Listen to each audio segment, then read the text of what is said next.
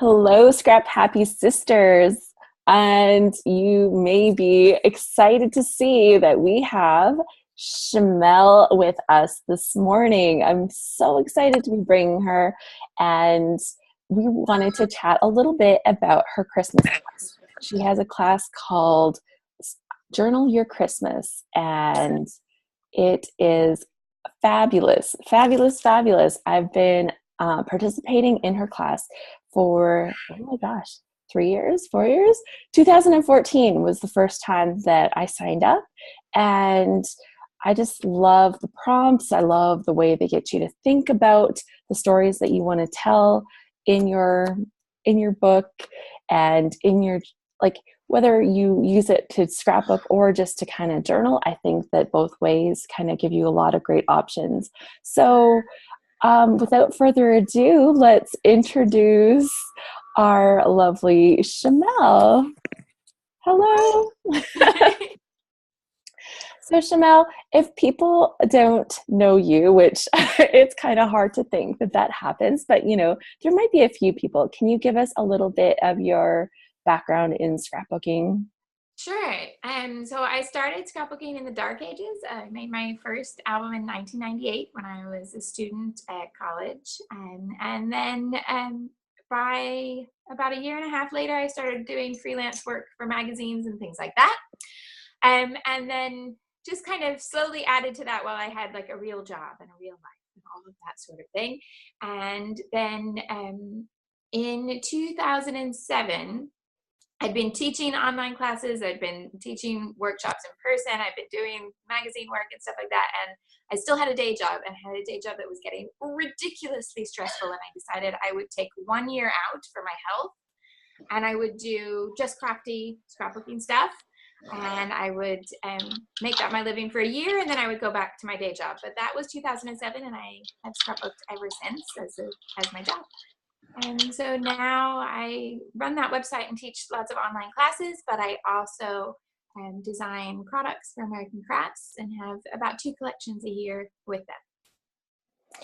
That's so exciting because, you've been bringing a lot of inspiration for a long time. And, I actually started scrapbooking in 1999. So I've been in it through the trenches, and Yeah.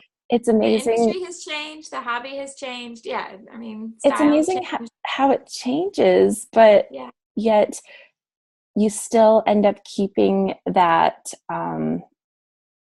the goal has always kind of been the same, although, people attack it from different places. So that's really exciting. Can you tell us a little bit about the whole glitter girl thing? Because Yeah. that's super fun. So, Glitter Girl originated in my days with 2 Peas in a Bucket, which if you've been around a while, you may have shopped there at some point in time, but it's sadly been gone since 2014 now. And I had been what they called a garden girl, which is a member of their design team, basically. And for a while I did, well, in 2011, I did a monthly video series called 4x6 Photo Love, where each month I added one 4x6 photo to a page design. So in January it was 1 photo on the page, and then in February 2, and all the way up to 12 in December.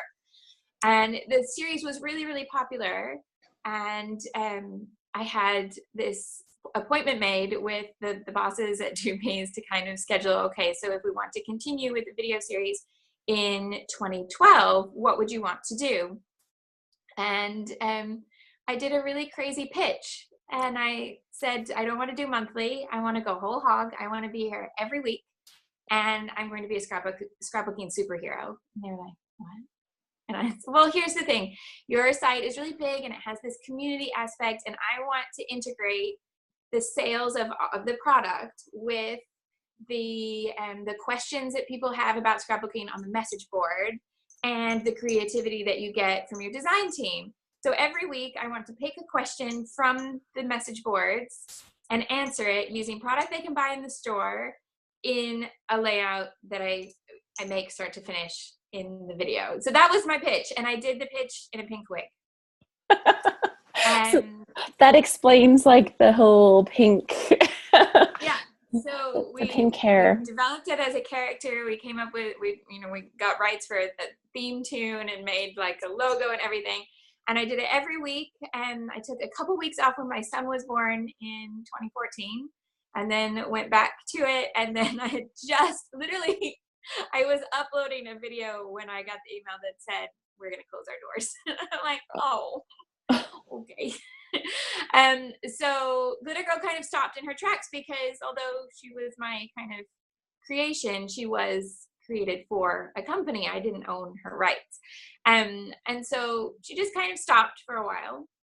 And then after they'd been out of the business for a while, we had another discussion and they said, okay, we'll release the idea back to you and you can do with it what you want. So I now, I've never done like a whole, originally there were 122 episodes in a row. And I think I missed 3 weeks when I had the baby. And other than that, it was 122 weeks solid. So I've never done that. I've done kind of maybe 24 since, but whenever I go to do a video that I can put up for free on YouTube and stuff like that, I always kind of have her personality in mind. And is there a question out there that I can answer? And then American Crafts said, well, why are we not taking that and putting that into one of your collections? Because when I design a collection with American Crafts, I always start with something that's very much a part of me, and then we develop it out from there. And so, for example, if you have the True Stories collection, it has lots of rockets and coffee cups in it because strange trivia, when I was a teenager, I trained with NASA to be an astronaut, but I am too short and too blind to go into space. So that kind of stopped as well.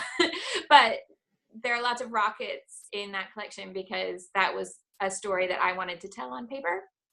And I wanted to kind of connect it to, things that you could put down as being aspirational thoughts and things like that about good days and happy memories and all of that. And so my collections all start like that, where there's something that's very much a part of me. And they're like, so why is there not a Glitter Girl collection?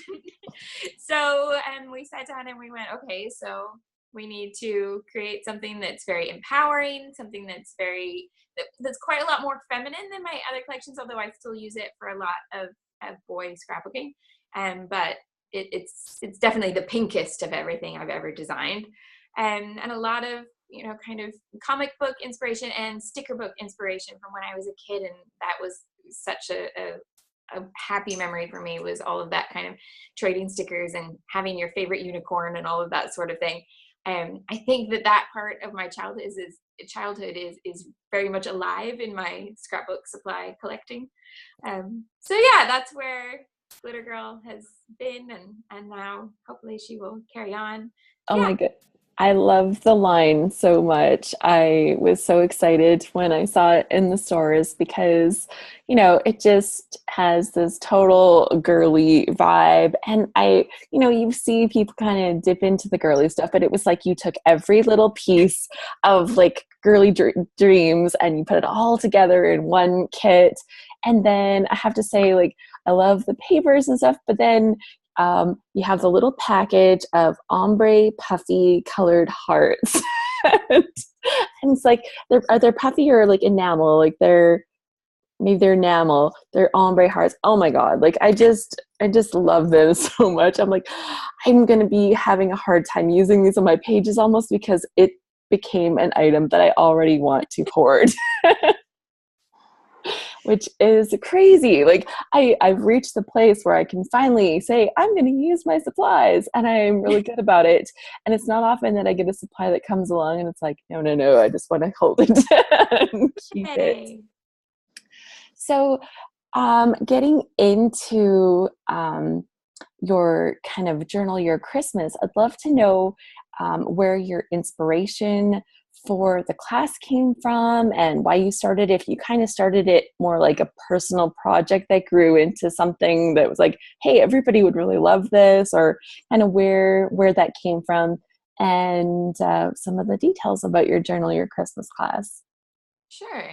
It did. It very much started as a personal project. So I made my first Christmas journal just for me in 2003, which was probably the darkest Christmas I'd ever had. I was not in a good place in my life. Things were kind of very much up in the air, and I was very alone and all of these sorts of things, where that doesn't necessarily mean that everything was, horrible, but I was very confused, if that makes sense. I didn't know where I was going. I did not have a clear path. And I knew that Christmas, I felt like it was a turning point, because I felt like I could either use the holidays to just be like, woe is me, everything is horrible and it's Christmas, so now it's extra horrible.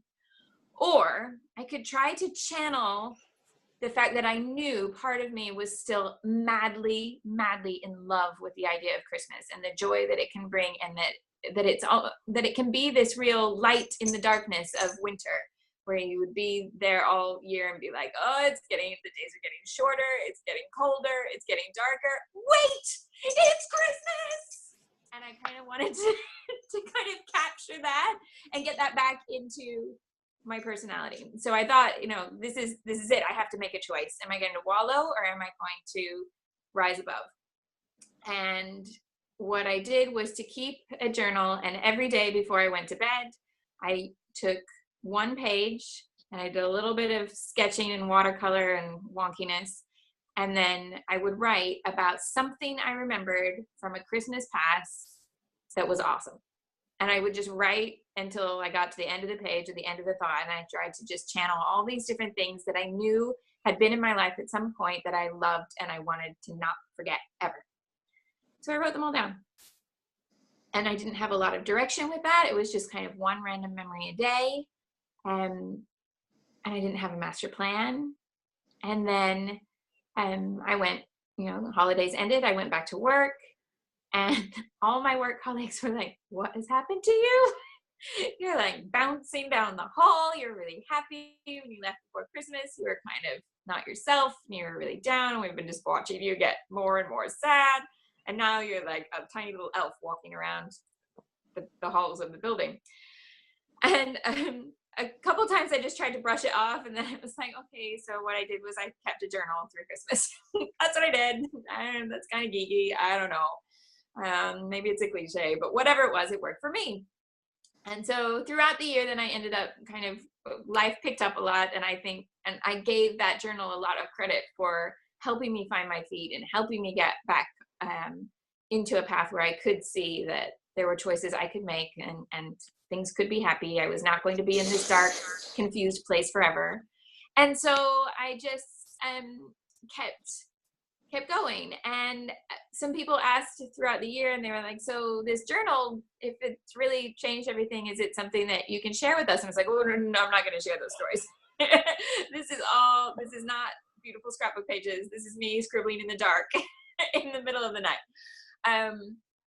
But the more I thought about it, the more I realized, and I talked to people about things like this, and they're like, actually, I could look at these topics and distill them into something that looks more like a list, so that it could be like, okay, so on this day, I want you to think about music, and what could, and then what does that entail? Because that's not enough direction. I can't just say, think about music, bye, see you later. So I really spent kind of a few months looking over all of those topics and trying to develop them. And my day job was I was a high school English teacher. So breaking things down to help people write something was not hard for me. That was what I was doing every day. So it felt very natural. And so that first year I had 36 people join me. And back in that day, I kept a live journal, which was like a really emo blog back a long time ago. And I just put it on there, and I had kind of linked up with a few different people who were keeping art journals and doing artistic things and stuff like that. And I just said, okay, here's what I've done. And if you want to join me, it's going to cost this much money, and it's going to last from the 1st of December to the 6th of January, because that's 12th night. And I like the whole season all together, no breaks. And that's what we're going to do. And there weren't pictures. There were just plain text email. There was no video. There were no PDFs. There was just a plain text email every day for 36 days. And those 36 people, which that was a total coincidence, and that's why it's always stuck in my head that I had 36 days and I had 36 people. And that everybody then joined in, and I don't think anybody kind of fell off the bandwagon, so to speak. Even if they were just kind of like doing it in their head every day, the feedback from 36 people was just so positive. And they kind of went out and told their friends at crops, and so more and more people started coming, and it literally just grew that way. I never advertised the class. I think one year I put an advert on one blog, and that's it. Everything else has just been word of mouth and people kind of coming to me and saying, oh, what is this Christmas project that you do? And so this year is my 15th. Is that right? Yeah, 15th. Wow. Well, before I found your class, I had actually thought about like how to tell Christmas stories because I super love the intention behind December Daily, but what I've seen is people get so bogged down and then the guilt. I just hate it when, because I was that person, I used to feel guilty about all the things that I didn't do in my scrapbooks and all the stories I didn't tell. And so I had made a class a few years ago called Scrapbook Christmas in January.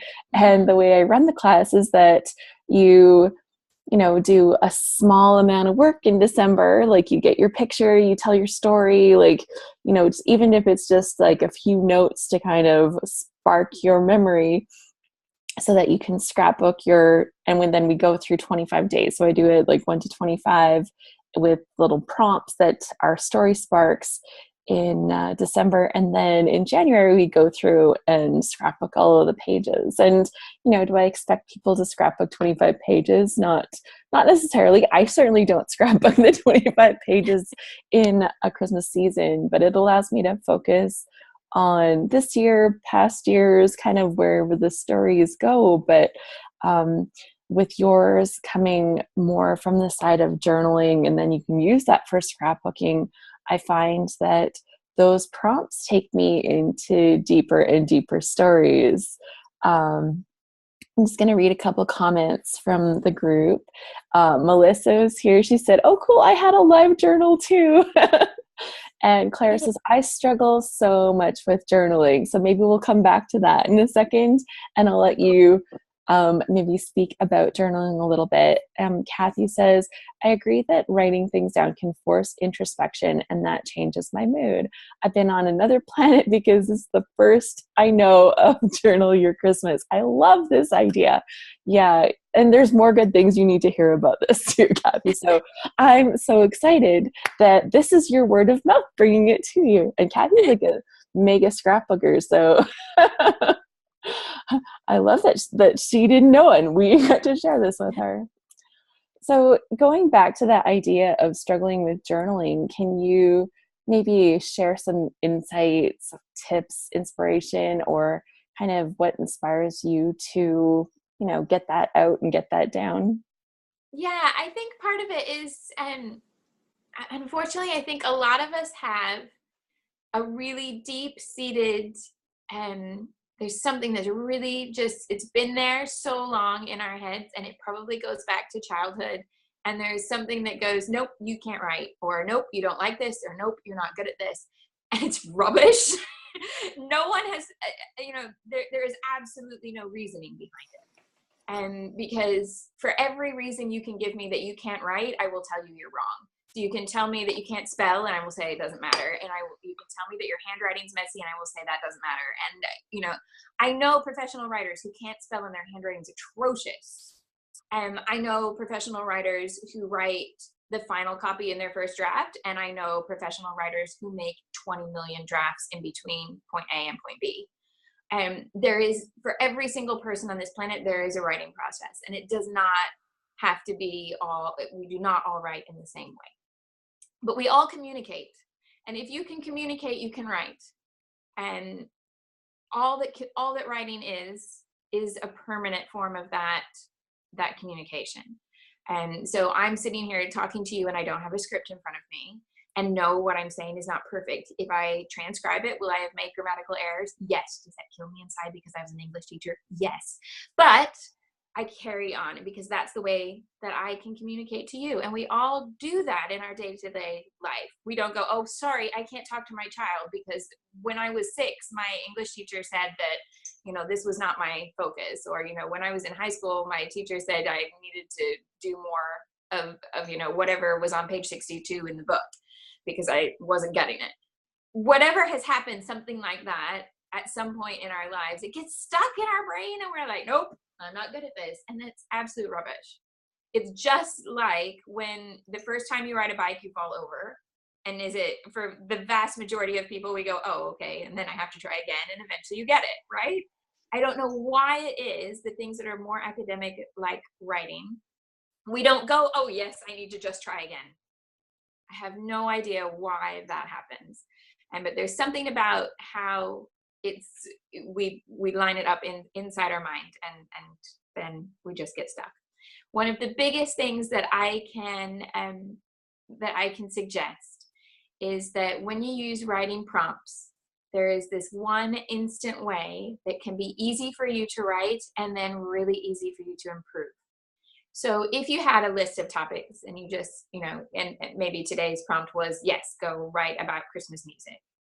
You might, to get words on the page, write down with your pencil, today I need to think about Christmas music, or today I'm going to write about Christmas music. Today I'm going to remember a Christmas song that I like, right? And you're going to have that introductory sentence that is basically an instruction for your mind.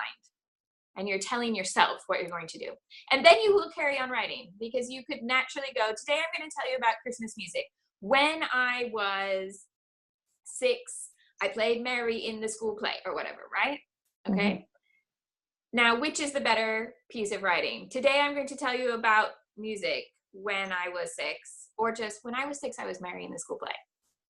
Yeah, it is that simple, that it is okay to take one sentence and write it down, to get your hand actually working and get words on the paper, and then immediately cross it out. Once you have the second sentence, you go back and you cross out the first one. And that is an immense way to get into writing and actually have something that sounds beautiful. But there are all sorts of little tricks that, if getting started is where you need help, you can do things like just take one sentence starter and carry on using it. So you can take something as simple and as universal to scrapbookers as I remember ... And you can say, I remember, think about where you were when you celebrated Christmas as a kid. I remember sitting on the carpet at my grandma's house. I remember that we always had 3 kinds of pie.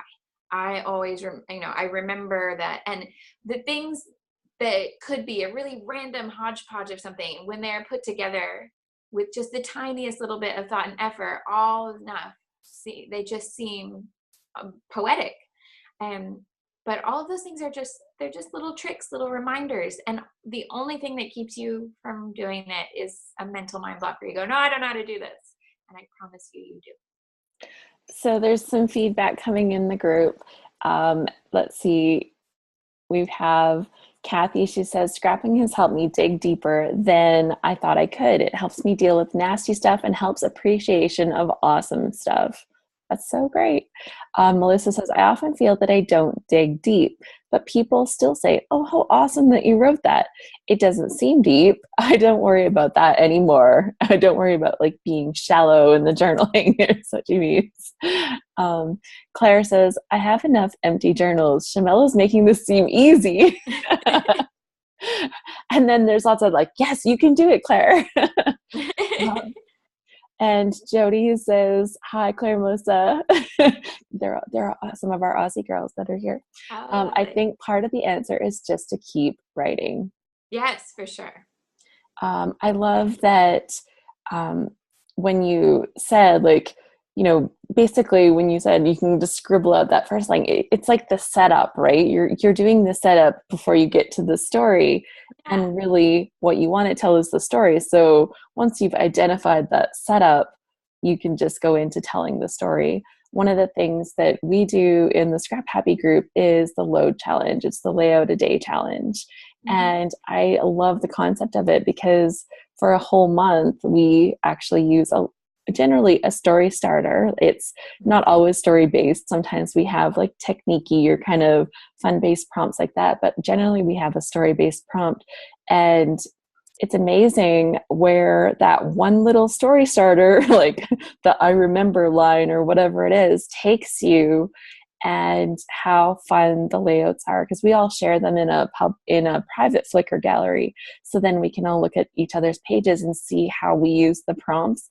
So it's great. Like you see one person's idea, like their music story might have been about when they were 6 in the school play, but the next person might have talked about their favorite Christmas song, or that Christmas song that your dad always made you play on the piano, or like who knows where that story goes. And usually you just kind of sit there, you look through the gallery, like, I need to tell a story like that, and I need to tell a story like that. And you're writing down all the notes, and, you know, that one story starter turns into so many more than just that one. So that's just wonderful advice as to how to get deeper into the stories. I always tell people that if you don't know what the story is when you sit down and do your page, because lots of times if you start with a picture, you might not have that story that comes easily to mind. I'm always like, show your friend your picture. When you hold up that picture to your friend and you tell them, you're going to tell them the story. All that stuff that you told them, that's the story behind that picture. Yeah. And once you do it like that, you get further than, oh, you were so cute, or we had fun. And like, those are the things that you can see in the picture. We want the story that you can't see.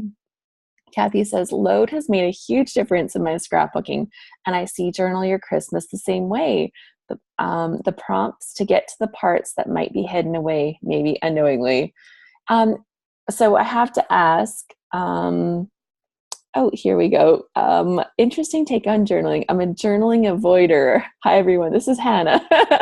And it's the middle of the night, because I think she's in Wyoming. So I think she's on the same time zone as I am. So I think it's like 3 a.m. for her too. Yeah. So when that so in your actual, like in your regular journaling, do you, to get to your stories that you want to tell, how do you know when you start a page, where do you start? Do you kind of start with that photo, or do you start with that story in mind and then find the photo that kind of embellishes it? I'd love to kind of know your process with that. I think I have an idea because I've seen some of your live scrapbooking that you do on Fridays, which is super fun, girls. If you don't know, she does a Friday scrapbooking. Yeah, Friday Live is, I make a page most Fridays live on Facebook, and it is a little bit more random than something that is edited, because I don't plan it out. I just have the photos there ready to go, and then everything else is real time. I got to find the stuff. I got to figure out where it's going to go. And when I do a video, like something like Glitter Girl is highly edited so that you're seeing as smooth a process as possible, where Friday Live is definitely not that. And also it's the place where I talk about random rubbish, because I can see the chat coming in, and so we chat back and forth. So instead of me talking completely about page design or why I'm putting this in a journaling, or what product I'm using, a lot of the times my hands are making the page, but we're talking about, you know, childhood memories and show tunes and whatever else, what movie we're going to see at the weekend, that sort of craziness.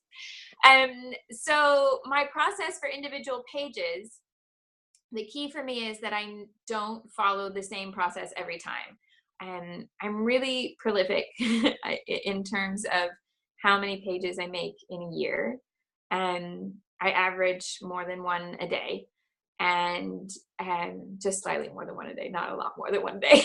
And for me, the trick then is that I have to have variety in where I start and where I'm going. So sometimes I'm very story driven, and I have a story in my head and I have to go to my computer and find the photo that will go with that story. Sometimes I'm very product driven, and I go, okay, I've got this product and I really want to work with it. What does it say to me? And then can I find a story and a photo that goes with it? And sometimes I'm very photo driven, and I go, oh, I really like this picture. So where can I go from there? And I really do have to kind of take that process and just have that variety. Otherwise I burn out, and When it's your job, you can't afford to burn out. I have to keep going no matter what. So that's what I do. I mix it up a lot, and I film almost all my layouts, which is very strange. And I didn't used to do that, and somehow it just kind of creeped up bit by bit. And now on the odd day when I make a layout that I don't film, the comments will always be like, and where's the video? Where's the video? Where's the video? And I kind of go away and cry a little bit because like sometimes I just need to like put on a movie and scrapbook and I can't film. So sometimes that's my reset button. Sorry, I'm going to disappoint everybody. There's no video, but that's real life. But most every page gets filmed. And so I talk about how the page is coming together all the time. I'm constantly saying, you know, this is why I'm putting this here, and this is why I'm doing that. That's why I'm hyper aware of my process and the decisions that I make. And if I make the same decision so many times, which is sometimes when I have to have a few pages that I don't film, because I'll look back and I'll be like, you know what? I have made the same design decisions in the last 6 layouts. I got to stop or I'm going to be in this rut forever.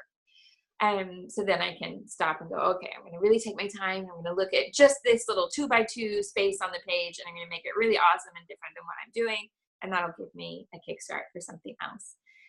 But one of the things that I tend to do a lot if I am starting with the photo rather than the story is to try to remember what I cannot show in a still photo. And this year I've really started taking a lot more video clips, and I don't mean like, I don't have like 10-minute clips with audio and everything, but I mean like I'm quite like, I'll take a still shot and then I'll run 10 seconds of video. I do that a lot now. And I just have these little libraries of kind of 10 seconds of this and 10 seconds of that. And then I can put a whole day together, and a big day out might be, 60 seconds of video in the end. But that combination now helps me kind of figure out where some of my stories are going. So for example, do I have time to give an example? Oh yeah. Okay. So, we've just come back from a trip to Disney, and we had a lot of what Disney likes to brand as magic moments, but I just call, taking advantage of being there and enjoying it. So, we love being early birds at Disney before it gets really busy. And there are a lot of things that happen that are extra cool in the morning when it's not super busy, just because the cast members, the staff there, they can all take a little bit more time when there's not like 100 million people behind you in the queue. So my son really, really, really loves trains. And in fact, right now, my iPad to talk to you is sitting on a shelving unit that's full of train pieces. But he really loves trains. And we went to the train station because he wanted to get the first train of the day. And we were the only ones there, and the train wasn't going to be there for about 10 minutes. And here comes the conductor to talk to him. And the conductor was not expecting this tiny, my son is really tiny for 3, but he talks a lot. And so this teeny tiny little 3-year-old just starts telling him like everything he knows about steam engines. And that's a fair amount. And the conductor was obviously someone who also loves steam trains. And so they really did have this great conversation. And then the conductor was like, well, you know what, when the train pulls up, I want you to ride in the cab with me and do all aboard announcements for all the stations. So that's like something that happens when it's not super busy. That's extra cool, right? And Disney calls that magic moment, but whatever. It's cool. It's magical. It's amazing, especially for 3. But I can't put that in a scrapbook page, right? A still photo is not going to encapsulate the immense joy that comes when a man in full-on striped conductor's uniform says, ride in the cab of a steam engine with me and say all aboard on the microphone. Yeah, so I have to come up with how can I put that in words, because all I'm going to put with it is a picture of a smiling kid on a train, and that is not the story. So have you ever tried linking using like QR codes or something to add video? I was going to come up, and this is a total personal hang up. I hate QR codes. They're the ugliest thing in the world. They have some prettier ones. I will tell you, my son is like Mr. Techie, and he showed me how you can make pretty QR codes that have like flowers and other stuff. But lots of times what I like to do is hide them underneath other embellishments or on a tag or something that pulls out. So it's not like the first thing you see on a layout, but you have that option to add the video. I personally I don't use them all the time, but sometimes you just, like you said, you have those video moments that you can't capture in a, you just can't capture that without having it with a video. And I'll take that still picture, but then I just feel like I gotta put that video in there somehow.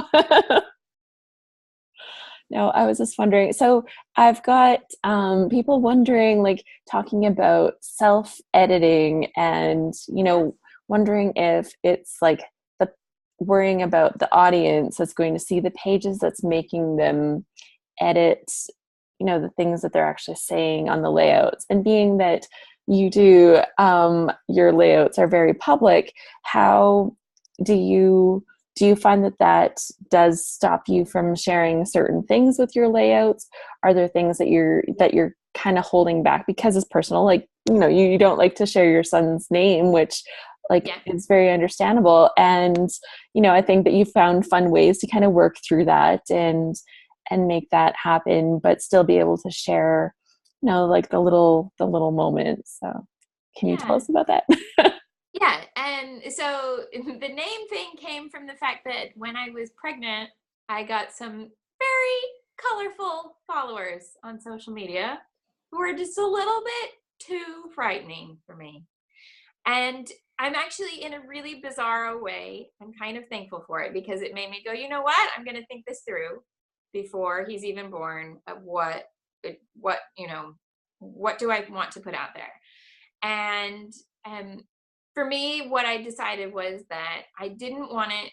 I said, this is my choice to be on the internet. It's not his choice, clearly. So what I will do is that, one, I will always edit the stories of him that I'm telling, and I'm not going to tell anything of his that I think or that I know would make him cringe. Like a story of, if I put myself in that perspective, would I cringe if my mother had put that on the internet, if the internet existed in the 70s? Yeah. Mm-hmm.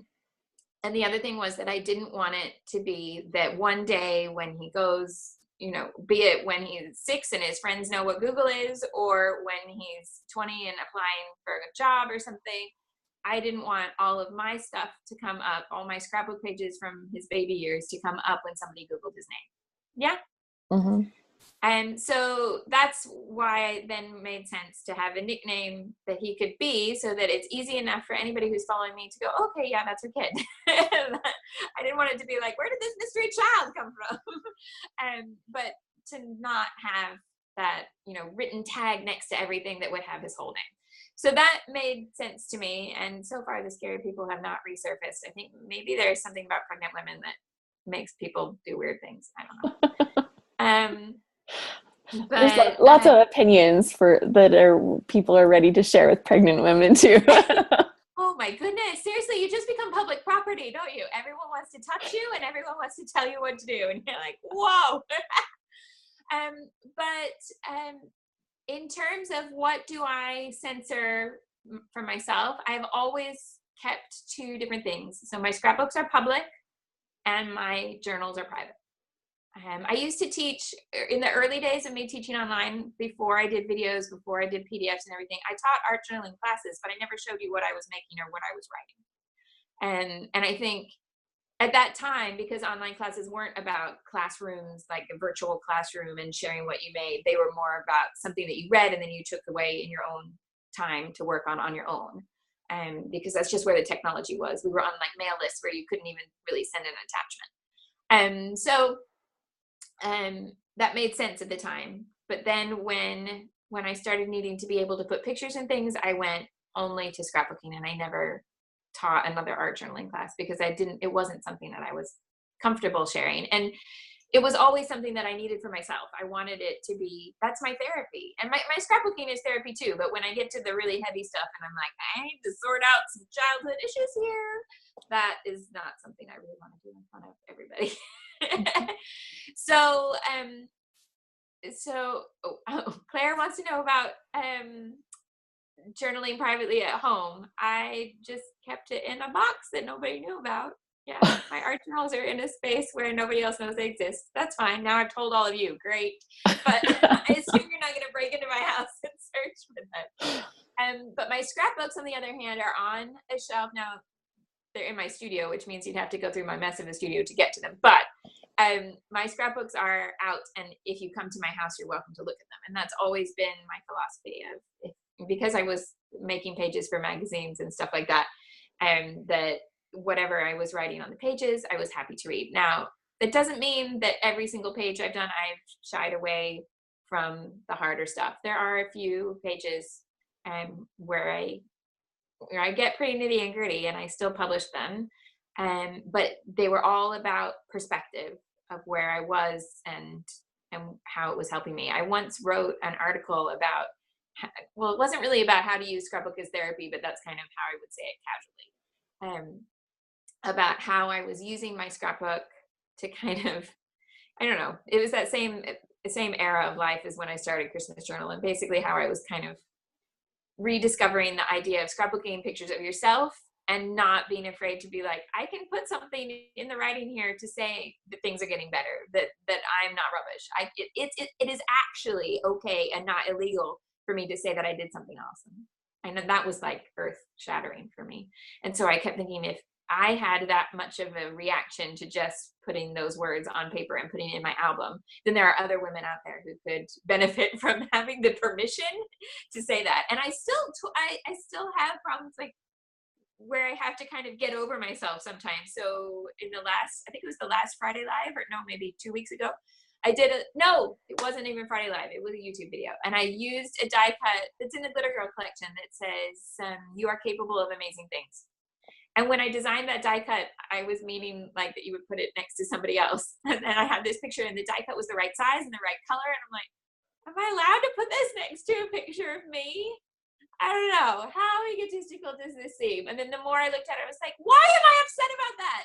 Of course it is okay that I can say that about myself. It is okay to give yourself a pep talk. And I don't know what it is that makes us all go, oh, maybe somebody is going to look at this and think that I'm really full of myself. No, seriously, we need to devote our energy to better things if that's what we're doing in life. So yeah, I think you've just identified a reason that people love you so much. Like, you're an amazing scrapbooker, but you know, you go through the same things that we're all going through, and you know, you're still having those same insecure thoughts like, oh, I have to have my private stuff private. Can I really say these kind of things about myself? Like, is that okay? I think that's just one of the things that that draws us to you, because that's real, man. That's real. No. I am so real that I'm sitting here, and every time I catch my reflection in the iPad, I'm like, do I have lipstick on my teeth? That's the kind of person I am. I started the video, I'm like, I didn't even put on lipstick. Well, it was only yesterday that I reread the email and realized this was video and not audio. And I was like, oh, okay. Because I have been known to do audio podcasts with my hair in a towel, and that would not have been cute. That would be getting a little too real. A little too real, but you all know what I mean. Like, when you try to cram lots of things in a day, you multitask, right? That is woman's place in life, is that we are queens of multitasking. Yes. Yes. And so I would be like, okay, I can do that audio recording because I can just fit it in here while my hair is drying. That's fine. But I have used a blow dryer today just for you. And Melissa says, "Tee, my hair is literally in a towel now." It's fine. But she's not having to be on video. So I wanted to ask you, like, going back to your Christmas class, how was it that you decided that you wanted to just do like a single pay option and then just have people continue with that? Because it was funny, like, before I'd found your class, that was already the model I'd set up on my Christmas class too. So I'm just like, this is so funny because you don't see that in a lot of places. No, I do it with both of my annual classes. Yeah, I think it gives you a much better chance of being happy with a project. And sometimes I think you have to kind of watch it go by once, and that not everybody does, but I think that if that is what happens for you, I think that's completely valid, that you can be like, I'm just going to have a look at this. And then, you know, the next Christmas you're like, okay, no, I know what's happening now and I'm ready to go. But my whole idea at the beginning was that it seemed highly unlikely that anybody would get through all of the prompts from, all of the prompts in 1 year. And even if you did get through all of the prompts in 1 year, surely you would have more stories left over. Because, maybe one topic actually brought a lot of things to mind and you were trying to figure out which one of these things do I write about. So I wanted those 36 original people to be able to either just choose like the 5 or 6 topics that really spoke to them in that first year, and then come back the next year and choose another 5 or 6 more. And over the process of 5 or 6 years, end up with this great big album that really captured a lot of Christmas past, present, and future for them. But when I opened it that way, a few people did tell me I was mad, and they were like, this, that it wasn't going to work, that it would just, no one would want to come back. Either people would not want to come back, or if they did, that I should be charging them again.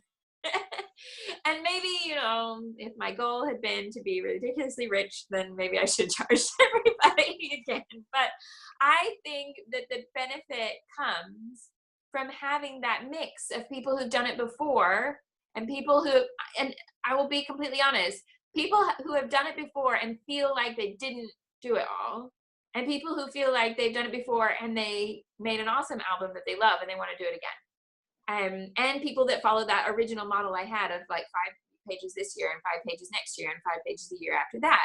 I wanted that mix.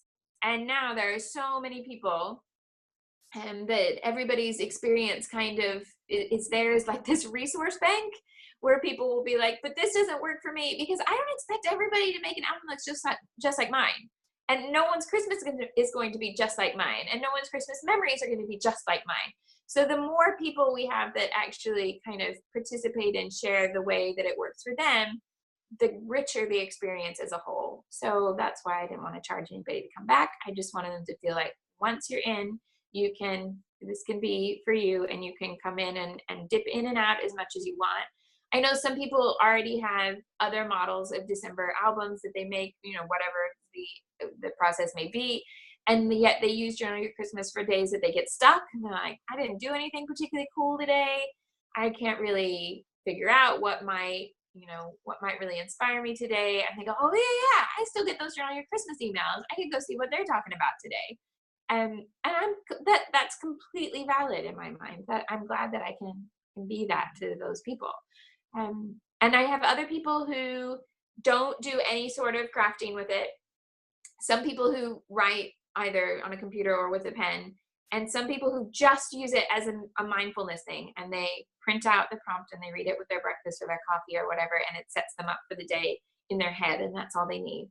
And that feels like a huge compliment to me. I don't know. I feel I really, it makes my heart very happy that somebody could say that it keeps them enjoying the holidays by just reading them in the morning and thinking about it during the day. That it just breaks me into tears. It's great. And people can still get in on your class right now, right? Like, Yeah. It's okay.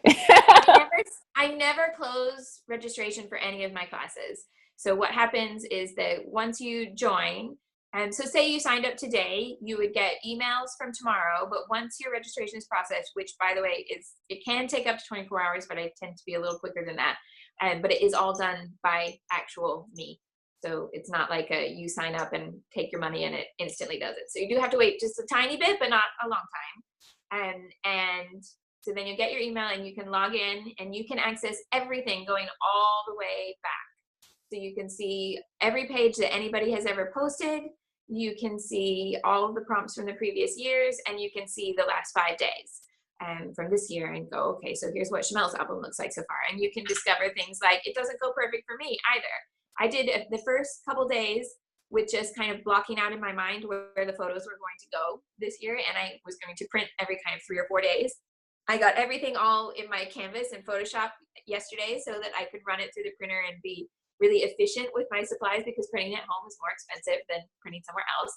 It's just like, well, if I'm going to do this at home, I want to keep it real and do it as best as I can. And I went to hit print, and one of my colors of ink is out. And so I went to my drawer where I keep all of these things highly prepared, And my printer has six or eight ink tanks. It has a bunch of ink tanks, and I have 2 refills for every single one except the color that ran out. And I still don't have photos. So thank goodness Amazon Prime, I'll have ink today. But I'm sharing with you that it doesn't need to be perfect. So you can still see my page design and how I went ahead with my layout, even though I had that, I was so, I am on plan. This is what's happening today. And then there's this big like roadblock. Oh, what do I do now? So I share it with you in the video. Well, this is what happened to me today. This is what I'm doing. Here's what's in my album. And so, because I don't think there's any sense in me making it look like, oh, my Christmas is so perfect in every single way. That's only going to make anybody feel like a failure. Like when you look at a home decor Instagram account and you're like, how does that house look so pretty all the time? And then it'll say in their bio that they have 6 children. You're like, no, you do not. Where are they? In a cupboard? And I have a friend who owns one of those Instagram accounts, and he has a Labrador. He doesn't have 6 children, but he lives in a very small London flat, and the Instagram account makes it look like it's out of an antique, like a museum or something. It's so beautiful, and there are all these breakable things in every single picture. And then he has a Labrador, who's like 18 months old. So anybody who's had like a big puppy, you're just going to know, how is that working? And you went, everything you see that's in the picture is beautiful. And 100% of what you do not see in the picture is chaos.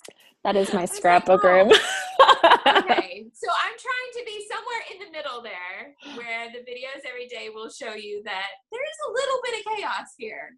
Yeah, there's a reason why what you're seeing behind me is the window to outside and not inside the room. I just got the boxes out to put the Christmas decorations up. The tree is coming tomorrow, I think.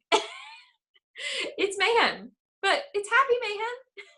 Yeah, that's, and that's part of the season. And I love that, with your class, it lets you focus on the stories and connect with that, so that you're coming from that place that's like, it's kind of like we're starting with the spirit of Christmas in a way, because you're looking at those stories rather than focusing on, I didn't get to go and do this and I didn't go do that. And you're not looking at the things you didn't do.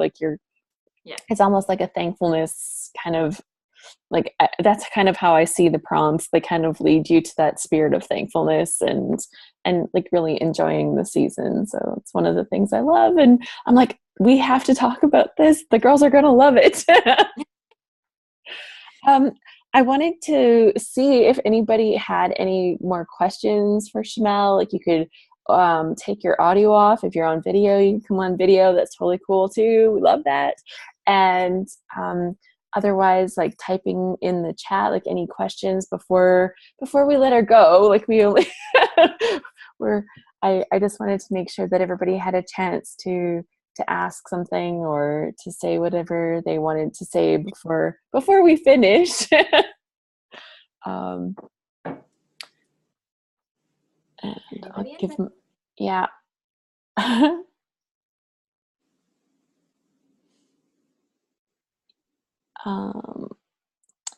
Melissa says, I have one. You always say you'd keep to one bookshelf for albums. Yeah. So, okay. So what's my album situation? Then she says, is that even possible? So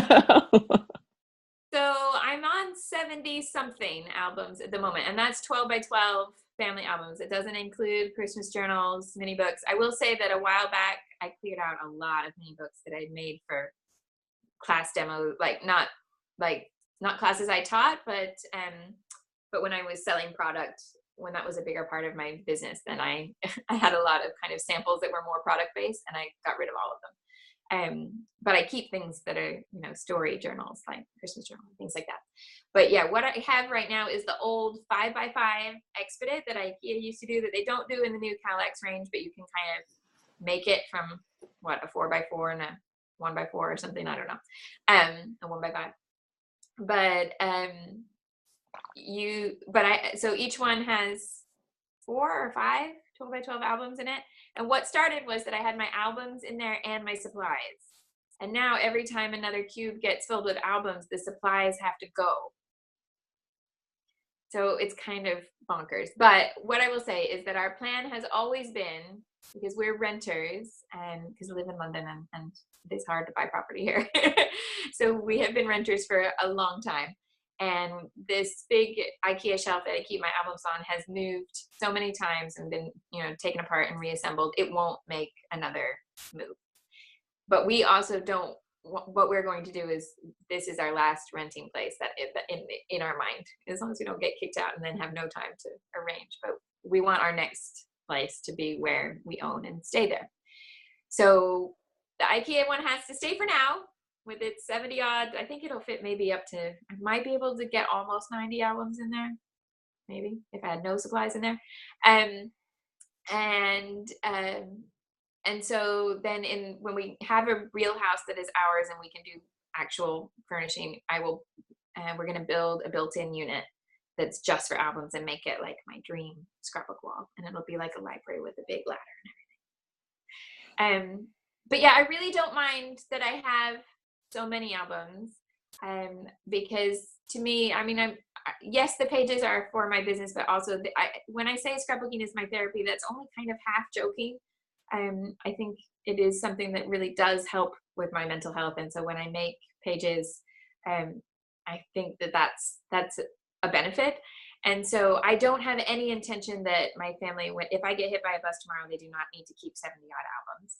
And I have a very concrete, practical plan where I have a list of the pages that I would say they should assemble into kind of like the 2 or 3 best albums that tell the most complete stories. And if they want to keep more than that, fine, but they have in writing from me that it is absolutely okay to let the rest go. That's powerful, because it's, when you're prolific, there's so much and there's so many stories. Like, I can't imagine people getting rid of them, but I can totally imagine people getting rid of them, like on both sides of things, like on both sides of that shoe. Jody says, I have a question that I've always wanted to know. Does Shimelle scrapbook upside down? It always looked like that in the videos. I used to. Yeah. So until the current filming setup that I have now, it had to do with how I could arrange the camera. And if I had to have it, so where I was scrapbooking, the camera was opposite me on the desk on a tripod looking down, which meant the scrapbook page was never going to be a square. It was always going to be a trapezoid because the camera wasn't directly overhead.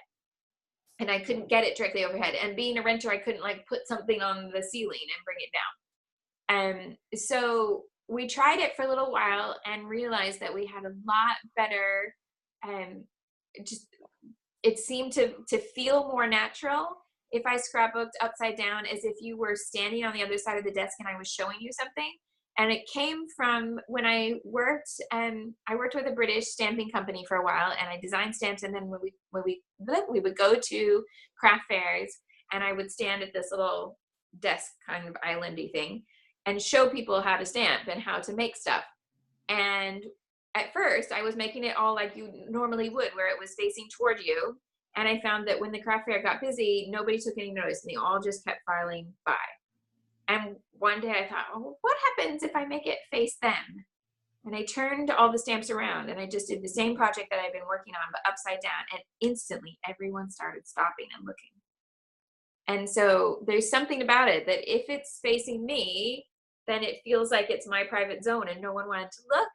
But if I put it out toward them, it was more inviting. So when we went to video and those were the options, we did the same thing. And I just learned to scrapbook upside down. And it was only, I don't know, maybe a year or two, well, I guess a couple years now, and that I started scrapbooking right side up again, because I was able to, we have now, it's still not built into the ceiling, it's on tripods, but the camera now hangs over my head on a great big bar. But it was an investment that was not possible to make at the time before. And then eventually when it became, doing so many videos and that was so much part of my job, it made sense to invest in better filming equipment. Cool. Well, that was a great question, Jody. And okay, there was one more. Shimelle, Kathy asked, she said, you've remarked that you've seen lots of changes in the craft. Given that, where do you see things going from here? I think it's interesting that the changes now are slightly slower and less obvious than they were a long time ago. And that was because the products that we were able to make were changing really quickly. So when I first started scrapbooking, you could barely buy pattern paper. The only thing you could buy were these little books that you could get at, you could get them at Hobby Lobby and Walmart, where the paper pizzazz books. Does anybody have those? Where Yes. it would be like, I mean, it feels like kids scrapbooking supplies Paper now, that but looks like spaghetti. yeah, it was all photorealistic. So it was all like pictures of leaves or pictures of noodles or pictures of dirt. And it would be like stapled in like it was a coloring book, and the pages were perfed, and you would tear it out and cut it up and use it. And that was pattern paper. Also, parchment scrap, like parchment cardstock, counted as pattern paper. My first album has a lot of like colored parchment, as if I was like, this is designer, this is beautiful. And we didn't have all the other embellishments, of course. It came time. I mean, I remember when the Jolie's Boutique brought out like kind of the first detailed 3D embellishments. And one, they were really pricey compared to anything else. And two, they just blew people's minds, where they were like, whoa, how can you make this and just pull it off the sticker sheet and put it on, as if I've like stitched and beaded and felted and all of this stuff, when it's being done with machines. And so those sorts of changes, every time the kind of products and different innovations were coming, then it would be really obvious in the in the way that people were scrapbooking, in the pages that we saw. But you can only innovate to a certain point. And now we do different things, but we're also in a different place in the market. So if you had said to a company in 2005, here's a completely bonkers product idea, do you want to take a punt on it? In 2005, they were like, yes, because there are scrapbookers everywhere and they buy everything. They don't say that today. Today, it's a risk, and it's a risk that most manufacturers will not take if the product doesn't have a nice, obvious point of view. So when I pitch a collection to American Crafts, I normally put forward 3 ideas for products that are completely different than we've ever done before, and I'm lucky if one of them gets made. There's one of them coming in the next collection that releases it at Creativation, and I'm just so delighted that it worked, because it was one of these things where I could see the faces around the table going, what? No, that's no. And then the more I talked about it, I'm like, maybe. And so I really hope that people like it and buy it, because sometimes I get that wrong. I had a product that one of my favorite products I ever made didn't sell. And so it happens to me too. Sometimes people love it, sometimes people don't. So those things all change. But I think we get less and less change in style now, because we have less and less change in the marketplace. And I don't think that that's a bad thing necessarily. I think it means that right now, the creativity and changing your style is coming from within. It's coming from every single scrapbooker's influence and what they see. Carrie wants to know, what's the product that didn't sell? In the Starshine collection, there was die-cut washi tape that had like a floral where the flowers were all cut out, and it's quite a big washi tape. And then there was a second row that was little tickets. I thought it was the floral especially, I thought was like the most gorgeous thing I'd ever made. Yeah, there's like 3,000 of them sitting in a warehouse somewhere. Nobody liked it. But I was so excited about that product. I was like, don't make it on a strip. Cut it out. It's going to be beautiful. So, yeah, where do I think the changes will come from here? I think there'll still continue to be this real balance of what do you do digitally versus what do you do paper. I think the environment is, more and more environmental concerns are going to become real. The thing that I've always hated about this industry is how much packaging gets thrown away. There's an awful lot of plastic involved in packaging in this industry that you don't even see necessarily. That a lot of it, like if you don't work in a shop, you don't see how everything comes in the box when all the packages come out. And so for every 3 packets you've got of embellishments that are in plastic, then there's another level of plastic above that, and things like that really bother me. But like somebody tagged me the other day in the fact that there are scientists right now that are really calling for glitter to be banned, because it's very dangerous to ocean life, especially. And I tend to think, well, the glitter that I'm using in my scrapbooks is not entering the ocean. It's staying in my house until I die. But then what? And so that is a very valid concern. And I say that as a girl who's called Glitter Girl. So I think we will see changes like that. And it's just, I don't even really like to predict where it will go because I like it to be organic. There we go. So supplies and paper bags with washi tape closures. I tell you what, I have really tried to lobby for is that I wish things like my die cuts were packaged in vellum, because then you could just recycle it, or you could use the vellum on your pages. But stores are not convinced. I'm sorry. Thank you so much for your time for today. We're so excited that you were here and had time to spend with us. Can you tell us, lots of the girls are like, where do I find the class? Where can I find her class? I want to know about this Christmas class. Yeah, so you can find the Christmas class if you go to my website, which is shimelle.com. Then if you go over to the right-hand side, there's a big button that says online classes, sign up anytime. If you're on a phone, you need to hold your phone sideways because I need to fix it so that you can see it on a phone. But the phone stuff is going quicker, and I can either scrapbook or I can code. I need to have more people on my team. So you need to hold your phone sideways to see the buttons that are over there on the side. And once you click on that online classes button, then it gives you a big list of all the classes that I have available. And Journaling Christmas is right there at the top. Perfect. There, everyone says that's good. Thank you. And it doesn't, like, if you just Google Journal Your Christmas or something, sign up Journal Your Christmas, it doesn't matter what year you pick. It all goes to the same place. It's fine. Perfect. Thank you so much, Shimelle, for making the time for our group. Everybody was really excited. Like, teachers on here, thank you so much. This was great. And yeah, everyone's like, yeah, I'm so happy to see my scrap happy sisters here. Any hints about what's coming next in the new collection or a new class? Carrie's dying to know. New collection will debut at Creativation, that's CHA, in January, but it won't be going to stores until about March, I believe. And I can't tell you much about it other than it's very colorful. Very colorful collection. And then a new class I think will start about February, but that's not a promise in any way, because last year I thought I was going to start a class by like February or March. And then once I got into it, I needed a lot more prep time, and I ended up starting it in August. But it's a big class, and so that was the biggest class I've ever done content-wise. That was 55 videos in the end, so that was huge. I think I will do something a little smaller than that before the summer, but please don't quote me or get angry if I don't.